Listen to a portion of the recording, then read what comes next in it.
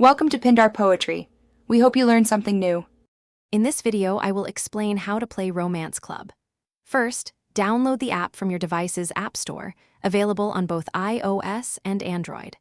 Once installed, open it up and you'll see a wide selection of interactive stories. Pick one that catches your eye to begin your adventure. Remember, every decision you make will shape your character's journey and influence the story's outcome, so choose wisely.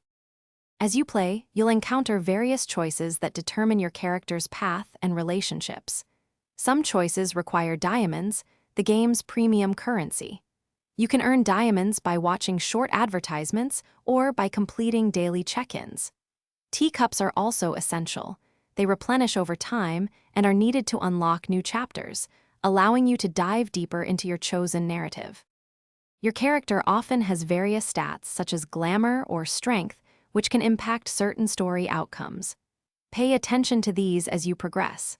Building strong relationships with other characters is key. Your dialogue choices will deepen or strain these bonds. Don't forget about outfits.